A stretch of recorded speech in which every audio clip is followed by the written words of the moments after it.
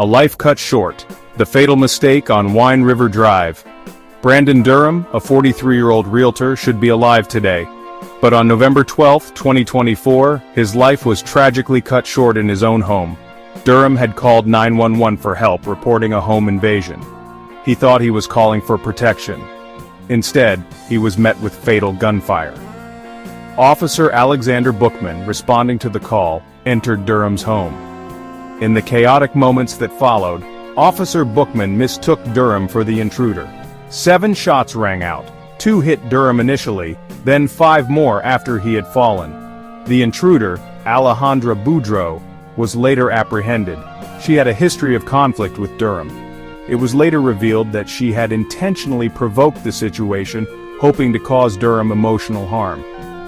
Durham's death is a stark reminder of the deadly consequences of mistakes made under the immense pressure of police work. His death, like so many others, raises urgent questions about police training, use of force, and the systemic issues that permeate law enforcement. Anguish and outrage. The family and community demand justice. The Durham family was thrust into a nightmare. Their grief is immeasurable, their loss irreplaceable. Brandon, a father, a son, a brother, was gone. Taken not by a random act of violence, but by the very people sworn to protect and serve. Their grief is compounded by the knowledge that Brandon's death was preventable. The circumstances surrounding the shooting, including the responding officer's previous interactions with Durham and Boudreau, point to a series of errors and misjudgments that cost a man his life. The community, too, has been shaken. Protests erupted in the wake of the shooting, demanding justice for Brandon Durham. They marched, they chanted, they held vigils, their voices echoing the pain and frustration of countless communities across the nation who have borne witness to similar tragedies. Beyond one-bullet systemic issues and the erosion of trust, Brandon Durham's death is not an isolated incident. It is a symptom of a larger disease, a system riddled with racial bias, implicit bias, and a lack of accountability. The trust between law enforcement and the communities they serve has been eroded by years of unchecked misconduct and disproportionate violence against people of color. The statistics are damning. Black Americans are 3 times more likely to be killed by police than white Americans. This disparity persists across income levels, educational backgrounds, and geographic locations. It is a stark reminder that the color of your skin can be a death sentence. The militarization of police forces, the lack of adequate training in de-escalation techniques, and the failure to hold officers accountable for misconduct all contribute to a culture of impunity.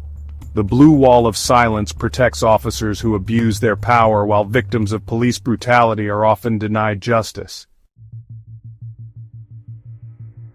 A call for change, reforming law enforcement, rebuilding trust.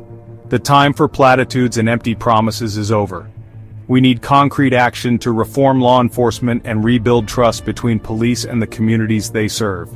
This requires a multi-pronged approach that addresses the systemic issues at the heart of police violence.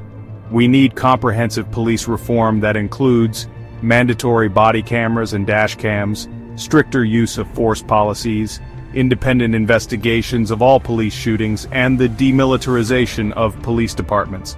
We also need to invest in community policing programs that foster positive relationships between officers and the people they serve. Furthermore, we must address the underlying societal issues that contribute to crime and violence. Poverty, lack of opportunity, and systemic racism all play a role in creating environments where crime is more likely to occur. Investing in education, job training, and affordable housing will create safer and more just communities for everyone. The fight for justice for Brandon Durham is a fight for a better future, a future where every life is valued and where the color of your skin does not determine your fate. Let us honor Brandon's memory by demanding change, by holding our elected officials accountable, and by working together to create a more just and equitable society for all.